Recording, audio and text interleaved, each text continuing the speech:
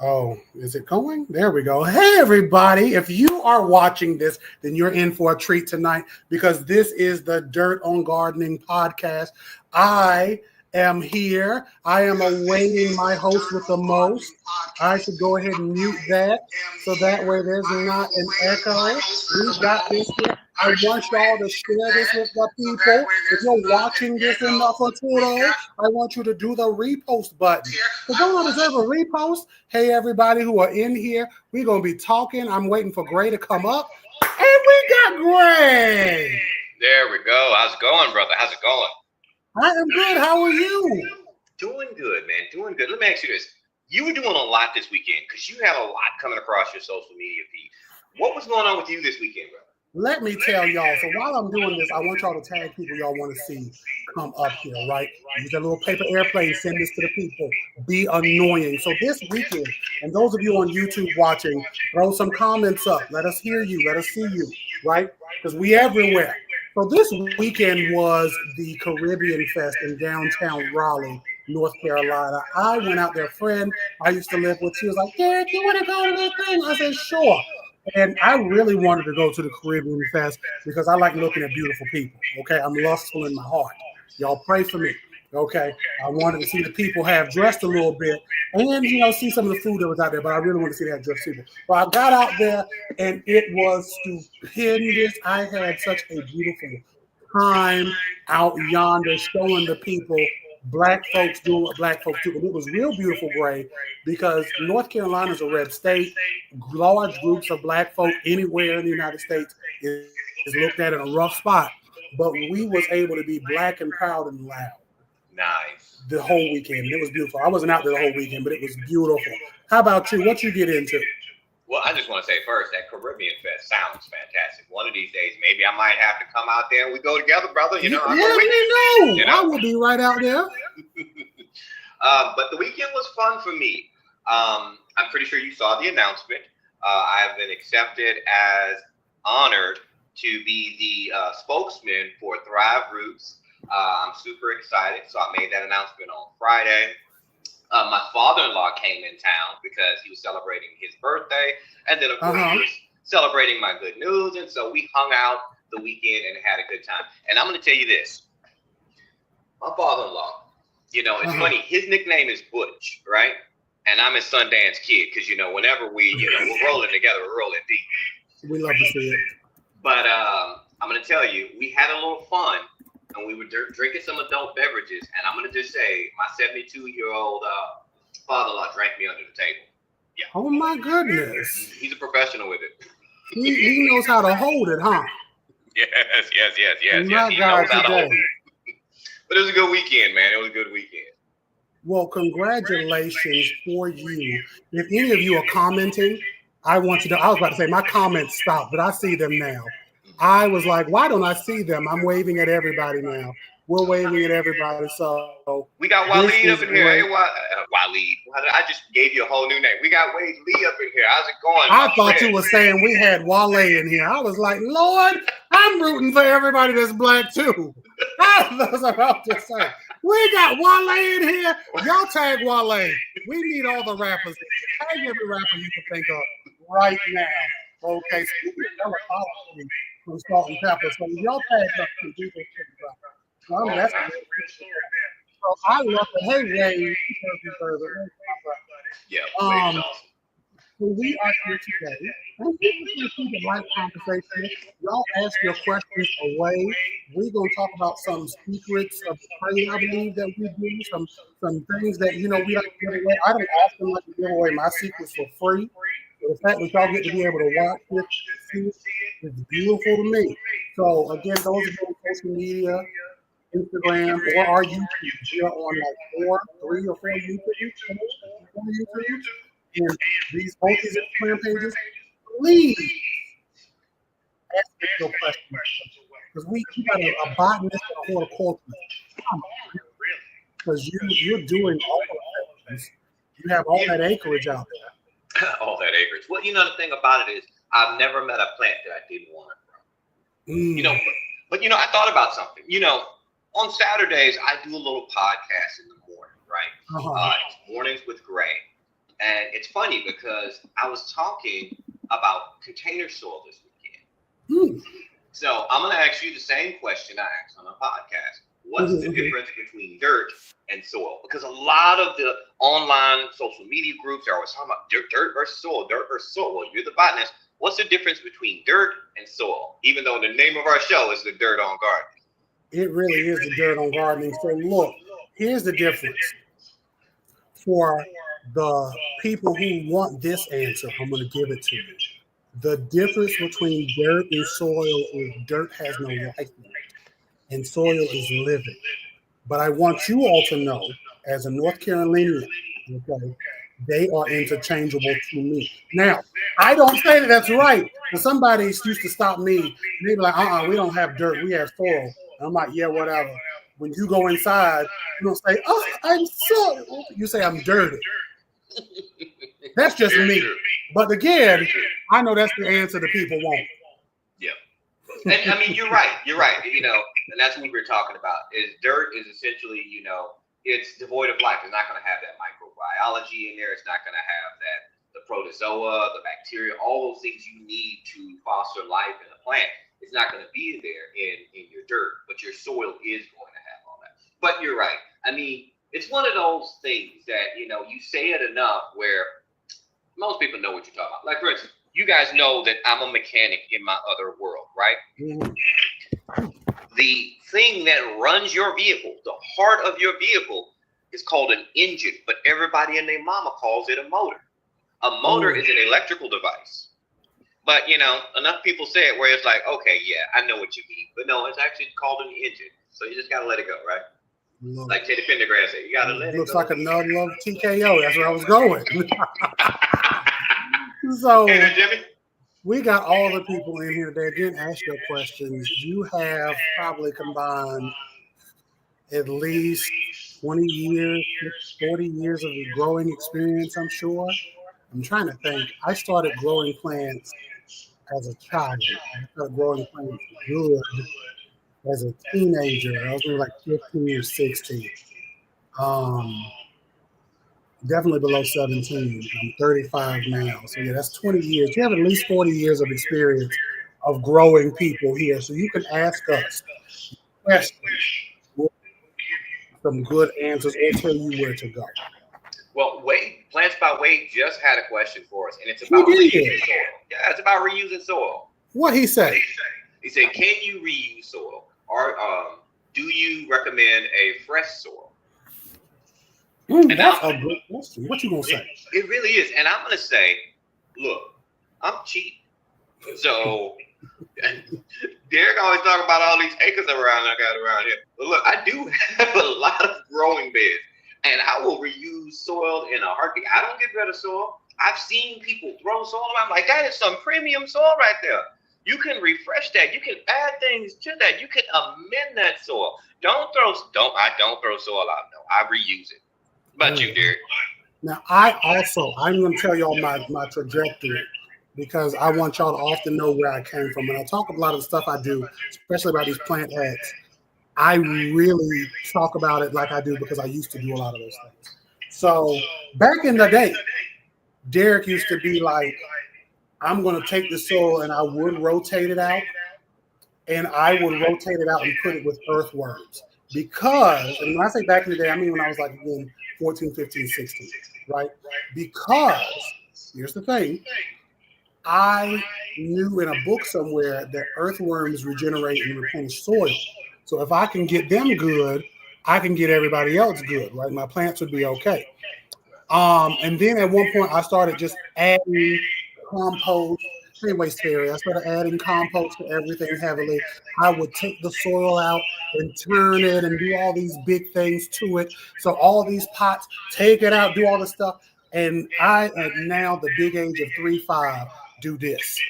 I will just go out yonder to my pots, any of them, unless I'm repotting purposely, and I will just literally add a slow release, some mycorrhizal stuff on top of the soil. I may work it in, I may kind of rough the soil up a little bit, but outside of that, while my stuff is perennialized out yonder, I don't do all of that anymore. And I know a lot of you are like, well, My favorite is like get rid of that soil and da-da-da-da-da, and you're throwing it away. Because there's a lot of people, Gray, who throw soil away. I don't know. Do they tell you they do that? I've heard of people doing it. I'm like, that's the craziest thing in the world to me. Insane, because it's a non-renewable resource. Like peat bogs or the slash and burn cocoa core plantations are both effing up the environment, right? There's some people will be like, this is better than this, or this is better than that. It's all terrible. So just keep the soil. And unless it's like got a terrible pest infestation. Hey, Agro Chic, we got Perla up here. Unless it's got a terrible pest infestation, or unless it's got a terrible disease infestation, keep that soil. Keep it forever. So that was a very long answer to your short question. Oh, hey, well, you know what? I got to give a shout out. I got to give a special shout out to my friend, NYC Apartment Home. She is a wonderful lady. She has a bunch of great tips, DIY hacks. You guys make sure to check her out. Look, I think she's awesome, and you will too. Okay? Just have to say that. And I'll say, if I haven't looked at that person's page and rolled my eyes yet, then they must be doing good, because I don't remember looking at them and being like, ugh. And some people, they make me say, ugh, especially y'all's cousin Hamilton. Okay, I dare some of y'all to tag him in the comments. Okay, we got another comment. They reuse it. They don't either. They reuse the soil. What's your most precious indoor plant? Your most precious. Which one do you, I guess, value the most or care for the most? Which one do you most, like if you had to save them in a house fire, who you going for first? Ooh, see that? Oh, that's hard, brother. That's hard. Because I'm thinking of several. I got my Thai Constellation, my strawberry shake. I repotted it. It's actually growing now, because it's growing slowly before, but it's actually noticeably growing now. That I'm like, literally, it'd be like that Pee Wee Herman movie where he was running out with all the animals back and forth. It would be me with all these plants. But what about you, Gray? Well, first I want to say rest in peace, Pee Wee Herman. Man, was iconic. It was a legend. Paul Rubens, I tell you. Go ahead, though. Paul Rubens, yeah, Paul Rubens. That's a challenging one, because I don't know, dude. I mean, like, I really feel like I would be Big Top Pee Wee, or Pee Wee's Big Adventure, because I'd be running out with my moringa trees, and it would probably kill my back. I would be running out with my Thai Constellation. But see, when you asked the question, you said, which one do you care for the most? My Thai Con, she's golden. She's good. She's putting out some beautiful leaves. But my Albo, I'm gonna talk about it right now. She is temperamental. I gotta care for her so much. I got a baby her. And it's funny because I always see people with these big, beautiful Albos, but my Albo is like an everyday struggle. We talking every day. Oh my God. So see, there we go. Those are our precious ones. And look, and from what you're hearing from us, we go through the same struggles that you all do. We go through the same growing pains that you all go through. It's not just you. Yeah. It is not just you. Some people will make it seem like they just have the best gardens in the world. But the fact of the matter is, we're real. We will show you our fails. We'll show you, when bugs are eating our plants, or, we got infestation of millipedes, because that's one of the videos I did, or disease. It happens, 20 years of growing with you, it comes, it goes. That's life, right? It does. How do I bring my strawberry? I'm assuming this means back to life. I want to know about bringing the strawberry back to life. I haven't grown strawberries in a while. So what you got? Well, I'm not the strawberry king of Dallas, but I'm definitely like the Duke, because I'm trying to become, I'm getting there, right? But I have 13 strawberry patches. So I tell you this. When it comes to strawberry, first you gotta let me know what's going on with it. Is it fully dead? What's the conditions? What are we looking at? If you want to DM me, or if you want to follow back up with that question, let me know what kind of situation, what kind of soil you have it in. Because with strawberries, your soil is going to be so key. So you gotta let me know those things, okay? Okay, so we're gonna wait for that person to come back in. And again, y'all, we are here giving you the dirt on gardening. And you said the dirt, the soil is key. Soil is key. Yeah. What else is a good key to be able to have, today, is when you are eating, because your soil is your food for your plants. When you are eating, when you are feeding yourself, right? How many of y'all are eating today? If you already eaten, Tell me what you've eaten in the comments, right? Go ahead and put it in the comments what you've been eating today. I had some ribs. They were delicious. Gray, what you had for dinner? Well, I made a nice like tuna helper because my wife just loves tuna. We love tuna too. And you see, if you wanted to have a good helper, this was a good lead in. You can get you some pepper sauce. Okay, he seen where I was going with this. This pepper sauce is by Andre. Now he's not here. I know y'all are like, where's Andre? He didn't say nothing. Andre is at one of his many homes. Okay, y'all know he got about 50 houses, each with 10 acres. He got about 5,000 acres. I know y'all like that math don't work out. Don't worry about it. But this pepper sauce is delicious. Now, your bowl of rice, right? This is your first time catching the live. Salmon, green beans, and potatoes. You get this pepper sauce on your roasted vegetables and rice, and you will love it today. Get this here. You can get this from AndreTheFarmer.com. You can also get this on Amazing, for those of you who don't know Amazon. And you can get this, where else? Can you get it from Walmart? Did I make it up? Is that retained? Walmart is coming in the future. In the future, Walmart is going to say, we black man, we're going to get you our money. Okay? And they're going to do it only if he lets them. So get you some retained. So the person is coming back, they said they would send you a picture of them strawberries. Okay, well, I can't look at the picture during the live, so I have to answer that question after the live. But yeah, if you can just let me know some more information about those strawberries, I can help you out. Unless I mix this person up. Yeah, this is the same person. He also said, this is Jimmy James, retired chef. My peppers, I want to have a plethora, but I still think I'm doing something wrong. So yeah, if you are doing things with your peppers, I can say this. Your peppers, things in that nightshade family, peppers, potatoes, for those of you who are you want to make sure it's a lot of good calcium because how do you give them calcium? We're going to want you to go to 5 Minute Craft and grind down some eggs and sprinkle it and say, done, right? I do not want you to do that. But what I do want you to do is to go and either hit me up in my DM for I can see you to make it as a liquid that comes from Hawaii, extension off basically eggshell, package, and vinegar and water. I might do it on a live one day. I might do it on my CTV platform. But yeah, it would be something I plan on doing one day. But I'm like, yeah, my plans are always good, so I don't really like my plans are good. But it's something that we just need some more information on. Yeah. You know, because visual, having those visual aids is helpful for everybody to keep, learning everything. I think we had a follow-up question about strawberries, and I'm gonna take this one. Keaton Creation says, what type of dirt or soil do you need for strawberries? Well, when it comes to strawberries, you are looking for a slightly acidic, sandy loam. Strawberries don't like wet feet. I don't really think there's any plant for that matter that we're gonna grow in our gardens that does like, oh, since the studio is here, hey, what's going on, my friend? I don't think any plant actually likes just sitting in water, unless we're doing it hydroponically or aquaponically, but sitting in water and soil, it's a bad combination. So with strawberries, you're gonna make sure that it needs to drain properly, and it's gonna be slightly acidic, around about 6.2. And now if you have questions about how to get acidic soil and how to grow your strawberries, actually a couple of weeks ago, I did videos on that a while back.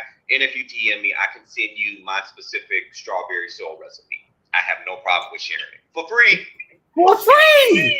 And see, this is a great lead into this other question about from Sonia's Bug Spray. We're going to shout them out in probably another 10 minutes. They are asking about cocoa coir. Is it cocoa coir or southern? Is it good for every plant? By itself, no.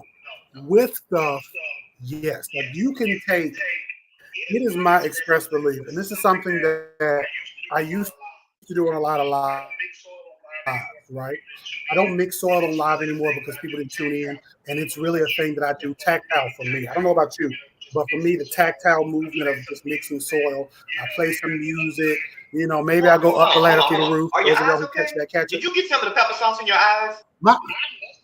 I must have got the pepper sauce in my eyes. My eyes are drying out. So when I was cooking them ribs, I had a lot of smoking. I'm not gonna lie to you, and I ended up smoking this house out. I tell you, because the way I know that my food is done is when the fire alarm goes off. So, so that's my time. We say beep, beep. I'm like, that's good. No salmonella in there. So when it comes to core, it's my or any core you're using, it is my express belief that you can transfer into something that will plant you're growing, right? So you can get a big bag of garden soil or the little bags of houseplant soil or just straight up peat moss or just straight up core and turn those into stuff. This is where we talk about recycling soil because I'm no breaker. We literally will take components, sometimes cheaper, and blend them up to make something that works for our plants and how we take care of them. Yeah. So, yeah. And I honestly make all of my own special soil blends for whatever. Like, look, okay, talk about soil. mm-hmm. I'm not joking with you. I was literally just mixing up some soil this weekend. This is right here. See, look at that. I mean, I'm constantly always blending and making my own. So when it comes to, I think the original question was about the cocoa core. Like, yeah, cocoa core is good, and it's a lot of your seed starting mixes. That's going to be a major component in it. The reason behind it, yeah, because your cocoa core, along with like maybe some vermiculite, depending on the brand, or a little bit of perlite, they add that in there because it's inert and it's not going to have all that fungus in it. Because with your seeds, when you're initially starting, they got to stay constantly wet. What you got there? This is soil that I mix up myself. This is recycled soil. I add stuff to, and I give it away when I go and talk. There you go. Nice. So, yeah, but I mean, so to use cocoa core by itself, I wouldn't recommend it because it retains a lot of moisture. And outside of germination, your plants are not going to want to stay that consistently moist all the time. So yeah, definitely amend it and add it and make it to the soil you need it for whatever those conditions are, We love that. And speaking of conditions, we're going to talk about conditioning our soil with fish emulsion. I know you've used them before. We talked about that before, right? I don't think we've talked about it. I've done it before, but I don't think we've actually had a conversation about it. What you got? You know what? Maybe you made a comment, a content, or a video on it. So Jimmy James, he is ready to grow. And if you're ready to grow, y'all make sure y'all are commenting and asking your questions. He is asking, is fish fertilizers, is it good to use them, the fish emulsion? For his peppers, is it good to use them? He needs to find out if that the peppers still he needs to find out if he still has jalapeno. So what is your view on fish emulsions, high in nitrogen? For those who don't know, nitrogen you don't need a lot of it. What is your view on that? For this particular situation, when we're talking about the peppers, I would say using a fish emulsion throughout the growing period. So I'm going to say using some at the beginning is good because you're going to need that initial nitrogen. And then during flowering, fruiting stage, then I would come back and maybe hit a couple of weeks with some fish emulsion. But of course, once we go into that dormant stage, once it starts going to sleep for the winter or whatever you're going to do for the winter, cut back on it. Because you don't want to overdo it with your nitrogen. Because most of your nightshade family, they are not going to want way too much nitrogen. So we're talking about all those plants you listed before, right? Your tomatoes, peppers, potatoes, and so forth. Because you start getting too much nitrogen in that equation, you're going to get a lot of leaves, you're going to get a lot of foliage, but you're not going to get as much flowering and fruit going on. Plus, you're going to be sending the dinner bell to all your caterpillars because you got all that foliage, all that excess nitrogen is going to bring your pests into the equation. So you don't want to overdo it with the nitrogen. Now, one good thing, and now I don't want to get too scientific on you, but I know you know this, Derek. Nitrogen leaches away from the soil. It's very mobile in the soil. So after a heavy rain, you can lose a lot of nitrogen. So you'll have to figure out what frequency works for you and how you're growing it, but you will have to supplement some nitrogen. What's your thoughts, Eric? I see the wheels are turning over there. What you got? I like all that you said, and this really, the only thing I'll say is if you're doing a lot of, this is with any fertilizer, when you are doing these fertilizers, just be mindful that because especially nitrogen is so mobile, meaning that you can put it in your soil if you go to your plants, and if you get too much, you had an oh no moment, an expletive flies out of your mouth, it's like a beep, right? You can rinse it out. It's not like silicone or other things that are just harder to rinse out. But that rinsate, that bleach the water, it has all that nitrogen dangerous to the environment. So just be careful. But I would also say it depends on what you're using as fertilizer. So with this, and Jimmy's also asking like when I should put them in the ground. Jimmy, it'll be best if you're hitting up Gray about those pictures. Or if any of you are like, hey, when do I put my peppers? When do I start fall gardening? Please tell us where you are in the world. Because Gray is in Texas. I'm in North Carolina. We have different expectations climatologically. That's not a word I'm using today. I love it. It's a word now. It is now because I said it. If I could spell it and say it, it's a word. So that being said, we have different expectations, different zones, different things. So we can be sure to get that harder for us specifically how to do it. Here's a key tip. Y'all make sure y'all remember this. If you go to your favorite plant person's page and you ask them a question about how to put your plant into the ground, when do I start sunflowers? They answer without asking where you are in the world. They had led you wrong. They led you astray. They don't lead you astray. So we got a lot of people coming in and then asking questions in the comments. I am waving to the people. Y'all make sure y'all show the people you are. Your buddy, Ray, has a question in the comment home. They want to know what vegetable would you recommend growing in a raised bed garden for the fall that is beginner friendly and low maintenance. So they're in New York, you know that in their name. You want a vegetable in the fall in raised bed, friendly to beginners, low maintenance. What say you? And I think they would be in zone when it goes up. Does it go down or up? Go up. They're in zone like 3 or something. No, you go ahead and it goes down. But you know what? Before we answer this question, I want to put this out there because I'm glad you mentioned this. We talk a lot about our zones, right? And it's funny because down here in Texas, the master gardeners down here in Texas, we don't care so much about the zone because guess what? Seattle, Washington, and Dallas, Texas are the same exact zone. I know this is the zone I used to be in North Carolina. I'm like, that doesn't make sense. That doesn't make sense, right? Because it's based off of the frost, when the frost comes in and how long the cold lasts. But it doesn't take into consideration that right now, today, it was like 101 outside. In Seattle, it's like in the 70s. And I know because my brother-in-law lives out there and I'm jealous. So that has a lot to do with it. But going back to the original question is, all right, so NYC Apartment Home is in New York. And I want to say that she does do a balcony garden. I don't know. Mm-hmm. That one's so, and I have friends that live out there in New York, and I know they do a lot of balcony and container gardening too. I would say if we're going to do a raised bed in New York, and it's warm right now because that's another misconception because, you know, us Southerners, we think, oh, it go up north and it starts getting cold. No, New York is humid like Louisiana right now. Mm. So I would say my go-to, one of my favorites, and I think will do well out there because it loves warm, humid environments. And you could probably harvest this all the way until you get your first frost. And I'm going to say red leaf amaranth. Reason being is because red leaf amaranth is almost like, texture speaking, it's like a spinach. It's a beautiful color to it. It's a multicolored leaf. You can harvest multiple times off of it.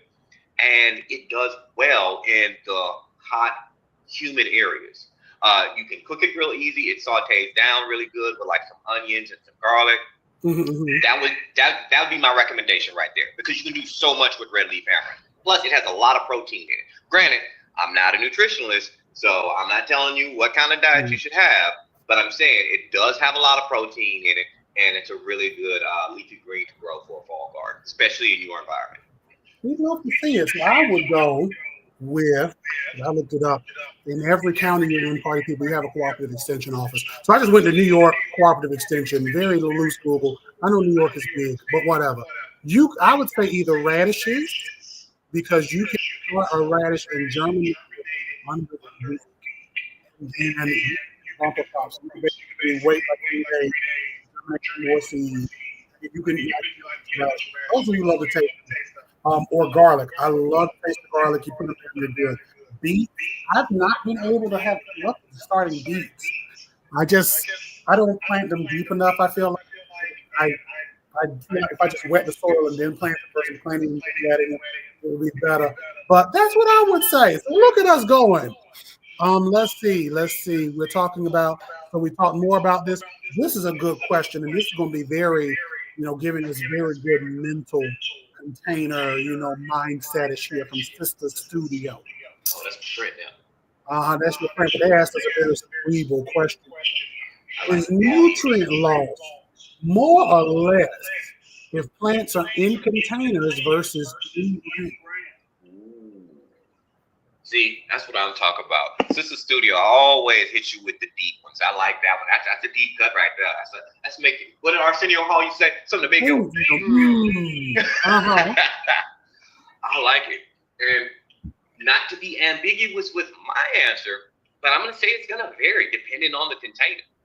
I mean, if we're talking about plastic containers or terracotta, or if we're talking about buckets, we're talking about grow bags. It's small, growing, so many varieties. And so if we just normalize it to a tomato in the ground, we're just going to say this. I'm just going, because I've been looking at this one for a minute. A tomato in the ground versus a tomato in a pot that's like 20 inches. Nutrient loss. What are you thinking there? I'm going to say you're probably going to get, well, we have to break down the nutrients, okay? So we're probably going to get more leaching from our nitrogen because we're going to have to water more for that tomato that's going to be in that container, right? Because it's a smaller surface area and your soil is going to dry out quicker because of that smaller surface area. So you're going to lose a lot more nitrogen. Your potassium, maybe not as much because it's not as mobile as your nitrogen, but definitely not as bad as your phosphorus. Your phosphorus, like once it's there, it pretty much likes to stay there. Because I know a lot of times we'll talk about adding phosphorus to things. That's why I always lean in with test your soil, because phosphorus is one of those, pretty much once you have it in there, it's really not going anywhere. It's so slow in the soil. So I would say, yeah, you would probably get a significant loss of nitrogen and maybe a little bit of potassium in a container for tomatoes. Yeah. As opposed to in ground, because larger surface area is going to hold on a little more, and depends on what you've added to that soil too. If you've added in some of your mulches and some of your debris and trees and branches, doing a little bit of culture or something like that, it depends on what's going to hold on to it for you, and retain that moisture and nutrients. What's your thoughts? Because I think if we're talking, and this is where I've even gotten deeper in my head, if we're talking nutrient loss from the soil, then yeah, there would be a deficiency because you have more of a volume that you would have to contain, that you would have to water and keep up with, that you would probably broadcast fertilizer over. But if we're talking about the plant, both plants could be as equally nutrient, to have the same amount of biomass, regardless of whether they're in ground versus in container. If you're treating everything the same. Yeah. So this is great. So look at this. And then we got going into nutrients. So Drink Day Friday, a couple of weeks ago, hey to them, growing corn in a container. I think they are using blood phosphorus, right? Blood meal, nitrogen. Blood meal, I was thinking bone. Blood meal corn, how often should you use it? Corn loves nitrogen. That's the whole problem with corn. So I mean, you're constantly. I mean, it's sucking it up as soon as you can put it in. So honestly, I don't really think that you if you're using blood meal, I don't think you can get into a situation where you could burn out that corn from going too heavy on the nitrogen. I would say give it a little bit of nitrogen. And now I can't remember. I think Drink Day Friday is closer by me, if I'm not mistaken. Hopefully they'll stay in the comments while you keep going. Yeah, but I would say I would go definitely about maybe every 2 to 3 weeks of hitting it with some blood meal. And now when I did my corn, I've already harvested my corn for the season. Because I know corn pulls so much nitrogen out of the soil, what I ended up doing was that I planted peas. I planted Wando peas with my corn because the Wando peas are a nitrogen fixture. They're adding nitrogen into the soil as the corn is sucking it out of the soil. That's smart. That's smart. Using plants for your benefit. Mm-hmm. I try to, you know. I love that for you. You know, I love using things for my benefits too. I have had the most wonderful time trying to figure out how to keep certain pests away, but they keep bugging me. I've been trying to use some things in my favor that will hopefully stop things from bugging me too. Um, Hopefully none of you will be bugged. I don't have this product, so hopefully the person they got it right near me. This product is Sonia's Bug Spray. Sonia's Bug Spray is one of our many sponsors. If you want to be one of your sponsors, hit us up. And Sonia is amazing. Ray and Andre, they say it's like lotion. Okay, you put it on, and the book will be like, nah, thank you. It's tubes, stopper. What is the word y'all use? It feel. Oh, afterbite.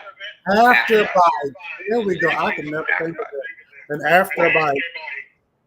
Well, I'm gonna tell you, this weekend we was using a lot, so I'm actually almost out. So Sonia, I'm gonna have to hit you up. I'm gonna have to get some more because when we were hanging out with my father-in-law, we were hanging out on the deck until the cows came home. They came home, and the chickens came to roost too. So we were all definitely using some Sonia's bug spray because we were hanging out, and the bugs was not doing us any harm. So thank you, Sonia. I love it, and it feels great on your skin, for real. We love you to hear that. So they said there's a microphone echo. That is very odd. I'm sorry, YouTube. We're going to look into that microphone echo thereafter. They say they can't hear us. I'm not sure. Because there's two of us, usually if it's three, I can have the conversation and check what's going on here because I'm Mr. Tech Man, but I can't. I'm sorry. All these words are probably echoing real bad on their ear, and I feel bad. So we're going to keep going. We're going to come to this right after we get off of here. Sorry, YouTube. We gonna take care of it. We're gonna fix this because I don't know what it is. Jimmy James is like, sorry for your. Never be sorry for asking questions.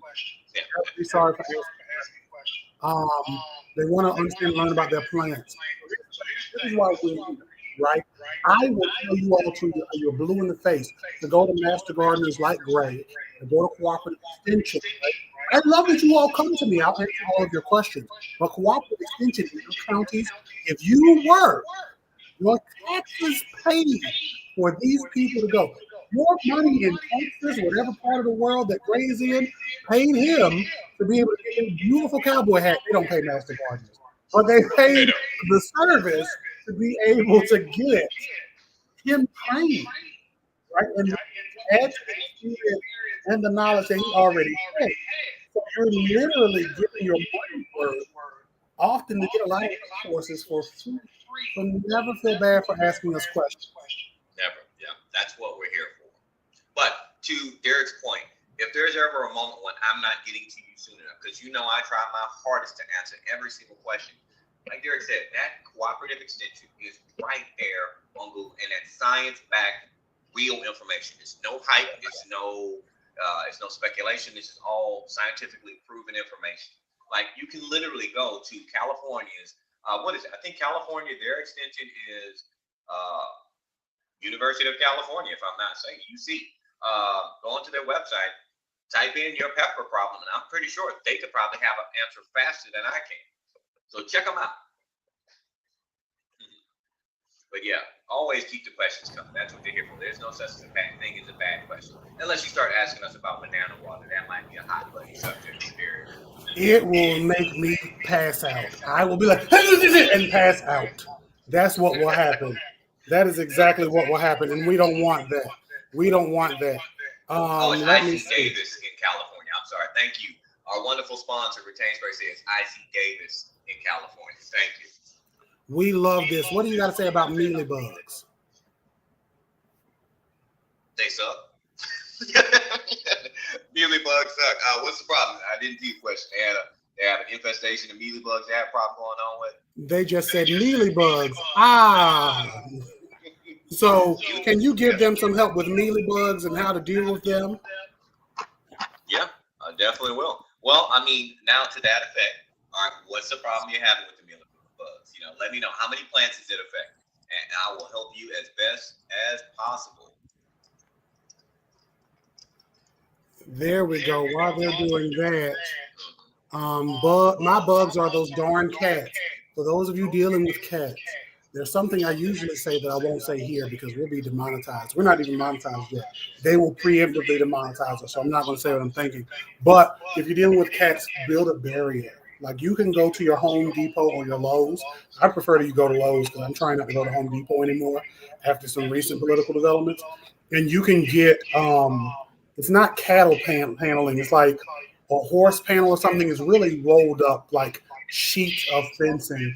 And like for $40 or $60, you can get just a lifetime's worth of it and protect your plants physically. Oh, and I'm gonna tell you this: don't plant catnip. But a buddy of mine, you know, he was so excited. He wanted to just plant everything. He was one of those just excited gardeners, and I loved his enthusiasm. Well, one year he planted some catnip, and the cats loved his house. He was wondering why the cats were all laying around his garden, all strung out. Yeah, don't. If you go plant some catnip, put it in containers because it might invite them over. But I love cats, so you know, I love all animals. I love that you do.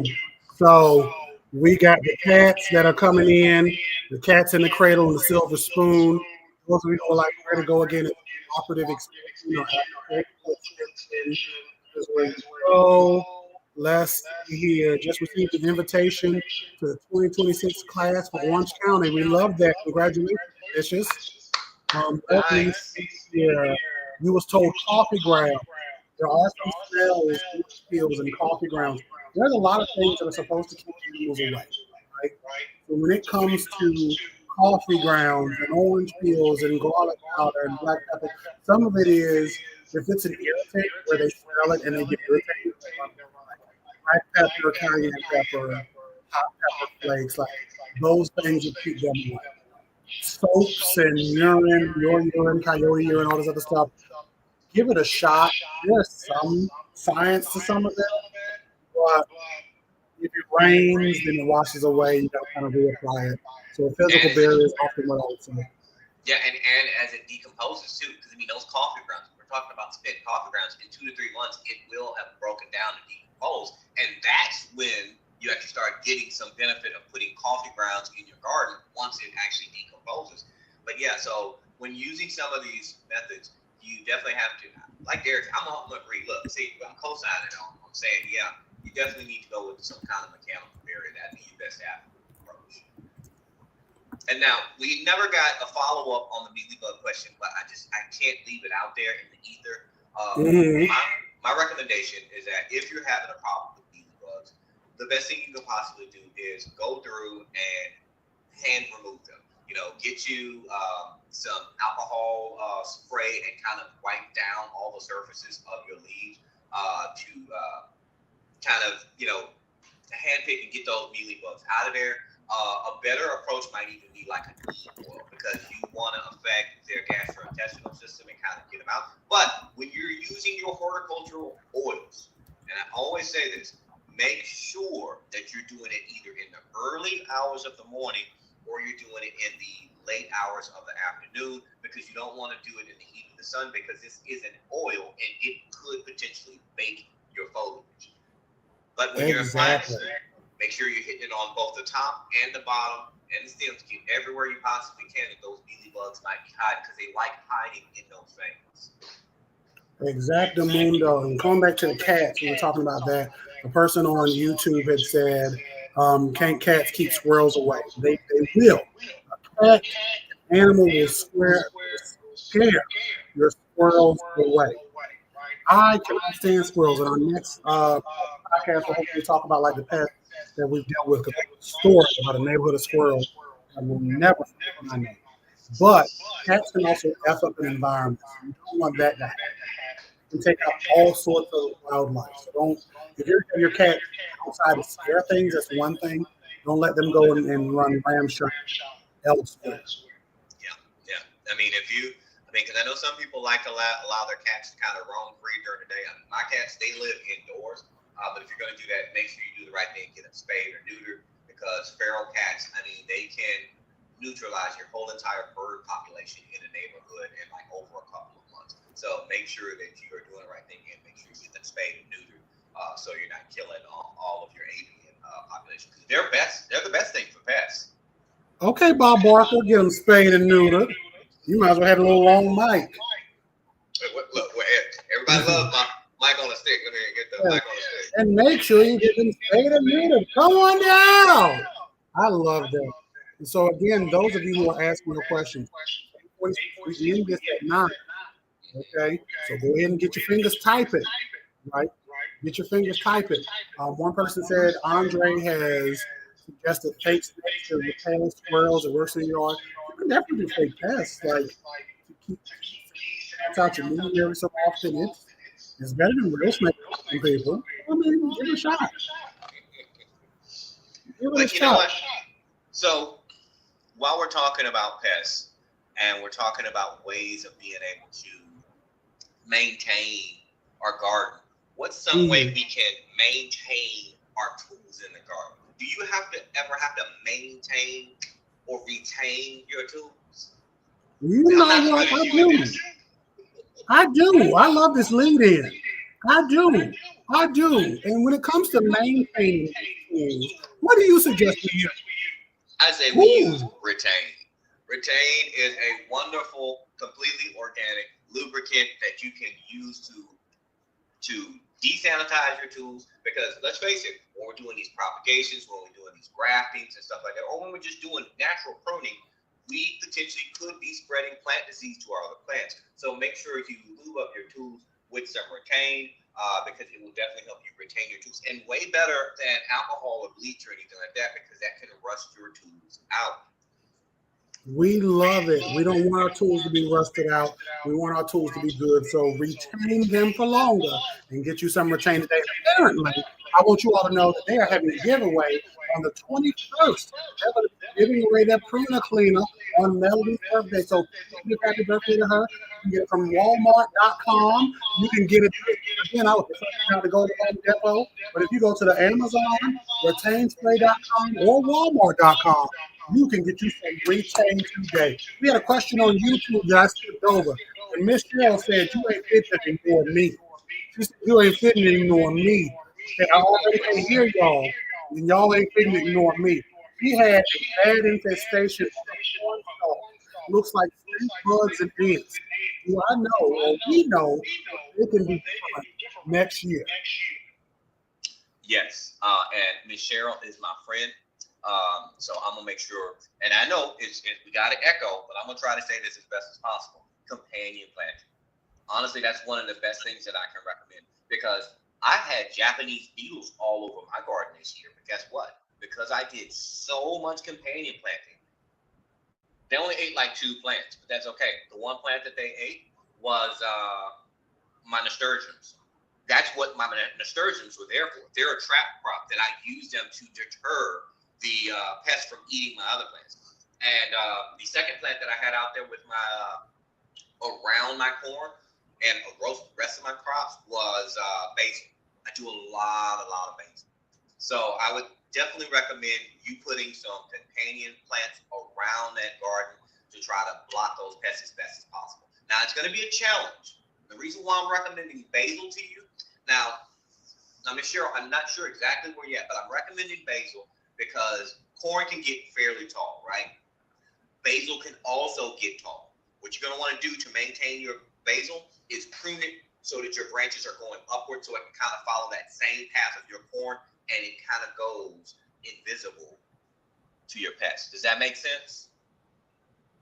And then, of course, you can always hit me up offline, and we'll further talk about it more. Beautiful. And again, when it comes to these stink bugs and these bugs and these pests, there are so many things you can use. But as long as you know what it is, it helps us to be able to better give you a good answer. We love to see it. So Let's see. I was listening in, trying to figure out where this echo is coming in from.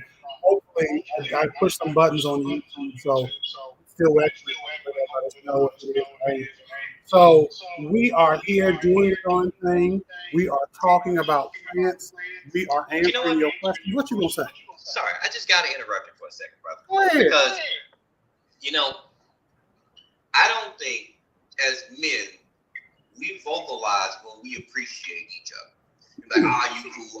You all right? But I'm going to give you your problem. Because not only is Derek hosting this doggone podcast right now, he is also the tech guy right now, running it on the YouTube, on the ones and twos. He is trying to do everything he can. Plus, he's firing away at these questions. So I just want to say, Derek, from me to you, I appreciate everything you do, brother. Appreciate you.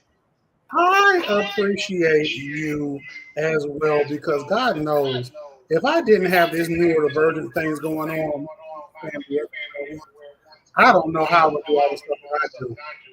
So I thank y'all for that. And today, I challenge each of you, any of you, Fertile Ground, if you're still here, Fertile Ground NC, I need you to hit me up after this. You're still here. Fertile Ground NC, I challenge any of you, every one of you, to give up to a man in your life, right? Give them their flowers while they are here sniffing. Don't wait till I can't smell mine. I won't that. I can't smell them when I'm in the cave. Give them to me when I'm here to sniff them. Okay, I want to be able to like that. So this is great. This is great. So we got a hot 8 minutes. We've been answering. We're going to talk about corn. We're going to talk about state bugs. We're going to talk about growing all sorts of plants, patio garden, component gardener, and then we got all different places that we are in. I'm in North Carolina. He is in Dallas, Texas. I forgot what state it is. Chocolate only when I come in is the reverb. So it is me. It is me. That's good as hell. I appreciate the appreciation of being appreciating each other openly. We are here for I appreciate your appreciation of our appreciation of each other. Okay, I'm here for it. And so with that, we answer your questions. She here, she agrees, talking about plant stuff. I do want to say, you said we're going to leave. I was still early there. Jimmy James is upset that we're going to be leaving because even though it's 9 o'clock here, it's 8 o'clock where you are. It's 8 o'clock. I think in California, it's probably like 6 o'clock. No, where you are. Oh, yeah. It's about to be 8 o'clock. It's 8 o'clock here. It's dark outside of both of our places. He thinks we're going to be up all night sitting here, chit-chatting, cheer-whacking. We got to go to bed. I got to go to bed this morning. If all of you came together and gave me just $3, if all of my followers gave $1, I'd be good for a year. I'd be okay. But it is what it is. We ain't gonna talk about that. So we are here. Do you talk about growing with only rainwater? What are you gonna say? No, well, let's go ahead and ask Giovanni Luca's question because they came to us all the way from Australia, so we have to answer their question. Right? So we have to, and they were saying, now what are they asking about? Do you talk about only growing with rainwater? Do you use rainwater? Because I can't collect any. So do you use rainwater? Yeah, I collect a lot of it. I collect about 110 gallons in two 55-gallon drums that I have, and I use it as much as I can because here in Texas, I mean, let's face it, in Dallas, we're at a constant state of drought with just like random rain events. So if I can use some rainwater when I can, yeah, I'm definitely in. Because plus, this is a video that I actually talked about a while back. Your rainwater is actually going to be naturally acidic. You're looking at a natural pH of about 6.2 to 6.5 on your rainwater. Mm-hmm. So it's actually better for plants depending on how you collect it. Now, because a lot of people had questions about that video, and they was like, well, what if you're, collecting it on a tin roof, or what if you're collecting it on an aggregate roof, this, that. There's always going to be differing variables. And I can't be at everyone's house to tell them how to set up yours off of your roof. But mine works for me. And I've been using it for about 5 years with no qualms, no problems. Most of my outdoor plants are getting rainwater when I can. Some of my temperamental indoor plants will get rainwater. Like Peace Lily only gets rainwater. She wants distilled water, but I told her I'm not buying the special water, so I give her rainwater instead. Now, if I could collect rainwater, I would. I really, really would, but I cannot because I'm in an apartment. I live on the second floor, so I don't. But whenever I get a house, I plan on having like a storage tank of like 300 or 400 gallons, if not 1,000, so that way I can store a lot of rainwater and be able to recycle it and use it. Like I have big plans, I just need big money with it, and God's gonna do it for me. So let's see. We're It's gonna coming, wrap up bro. this. I believe it. We're gonna wrap up these questions. We did all of our sponsors. Any tips on pruning cotton plants? I've never grown cotton. Have you grown cotton? No, I actually haven't. That would be one. Look, that's one. You hit us up on the DM. Okay, let's DM. I'll work with you, or Derek will work with you. We'll look at your local ag extension, and see if we can't narrow it down. But that's one that I have not drawn, and I'll never give you bad information because if I don't know it, I'll tell you I don't know.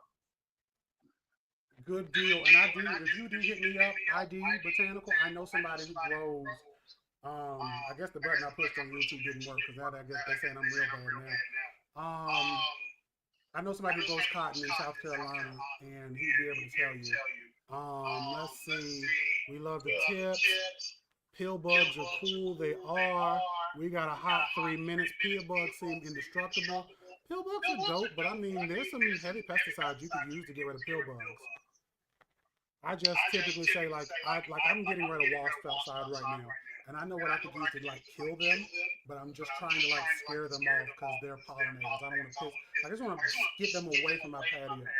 But you know, it is what it is. Let's see. Levi's were originally made out of hemp, not cotton. I believe I remember learning that in school. We are in the desert, so we only rely on the water catchment for our farm. We love to see it. Jimmy James is in the desert, Palmdale, California, Antelope Valley. Oh, the desert, right? Oh, my friend Corinne doesn't want to. What's going on? She is my friend, and I say that because her name is the same name as my daughter's name. So anytime I see her name, I instantly like, what you need? I got you. We love it. And somebody on YouTube said they grow cotton in a flower pot because it's gorgeous. Cotton is in the Malvaceae family, which is the mallow, like hibiscus. You can grow. They have the same style of flower. Let's see. I have an assault roof that has particles in it. For that reason, I don't use it. I don't know what an assault roof. What is an asphalt? Asphalt. That's what she's saying. Asphalt. There we go. So she's saying she has an aggregate roof, and so that's the reason why she doesn't collect rainwater, because that aggregate, once that rain is hitting it, that aggregate can end up in your system. Oh yeah, we don't want that. You have to be careful when y'all are using rainwater in general. I know there's a lot of people who be like, they don't want us to do our things and they're trying to control us. But sometimes, like if a bird poops on your roof and it goes into your water, and then you're not like sanitizing that water, and then you're watering like leafy greens and you don't rinse them off, you could end up being potentially sick. You don't want that. So you just have to be real careful. So this is beautiful. So we got a minute, and we ain't gonna do different with Andre not here. We're gonna do just like he would do. Just like Andre would do. Let's go ahead and wrap this up, okay? Because he would be here, he'd be keeping us time. I wouldn't be as talkative, because I try to distract him, but he don't let it happen. You know, so, he on it every single time. He is on it. One day I'm gonna get him. He'd be like, "Let's enough of that." I'd be like, I almost got you this time. So, Gray, yes, sir. What you got to tell to the people until we see them again next week? Hey, keep those questions coming, because believe it or not, the more you ask us questions, the better it makes us, because it keeps those neurons firing. So keep those questions coming, because we love them. That's great. And for me, I want to say the same. We love to hear your questions. We love to hear your experiences, right? There's some things that are anecdotal, right? But there's some things that help us to learn from different things. It's amazing I say anecdotal. In the comment below, I'm not going to read it, but you see that comment about the opossum? Mm-hmm. So You know, it's anecdotal, but it helps us to learn and it helps us to share and it helps us to grow. So keep growing, keep being curious, keep asking us questions. We're not being curious to be contrary, but we're using science to grow. And for those of you on YouTube, if you are still here, I want you to tell me if you're still here in Echo. Next week, we're going to tell y'all next week what we're talking about. It might be pests. We might tell some of our pest problem stories. I'm probably going to talk about my battle with squirrels. It was very traumatic. It was like a Michael Bay movie. There were explosions and everything else. And if you want to see that story, you just got to come in next week. I'm not going. All I'm going to say is, hold on. Look, I'm gonna be Andre right now. Hey, guys, it's time. We gotta go. You see how he did it? That's how you do it. Enough of that. Well, we're gonna go ahead and go, y'all. We are gonna be here next week, 8 p.m. Tune in then and watch the replay. Gray, until next week. Till next week, brother. Okay, Gray, we're still here. So let's see here. Those of you online, I see that y'all are still here, right? I want you to tell me if you hear an echo. I'm going to close the thing here that I have echoing, obviously, because I have YouTube going on in the background. I could not hear the echo, but I know some of you could. Yeah, let us know. Santindra, Miss Cheryl. Okay, any of you still here? Go ahead and comment. Let us know whether you still hear this echo or not. We really want to get to the root of this problem. We got to uproot this. No echo right now. So did the echoes, because I know my mic went down. I made some changes in my settings. So it looks like, and I could actually see at one point, I feel like the echo was catching my headphones. So let me do this here. I'm going to tag Urban. You want interested in front yard edible plants? Ask us next week. But Gray grows a lot of edibles. You foodscape. You grow a lot of edibles in your front yard, right? Oh yeah, that's primarily what I grow out there. I mean, I try to move a lot of the ornamental stuff out of the way so that I can put more fruit-bearing trees. So yeah, definitely hit us up next week for sure, and we'll take care of you. Beautiful. But do you still have it here at Echo? Oh, they said my sound is bad. That's what they say. I say, okay, I'm not sensitive. But but what I'll do is I have a better microphone. I'll connect that next week. They say there's a slight echo on him now. But on me? Yeah, they say it's on you now. It's apparently glitter. It's just jumping from person to person. We'll figure this out. But that's it. We're going to go ahead and end this. Thank y'all for y'all time today. Y'all tune in next week, 8 p.m. Eastern Standard Time.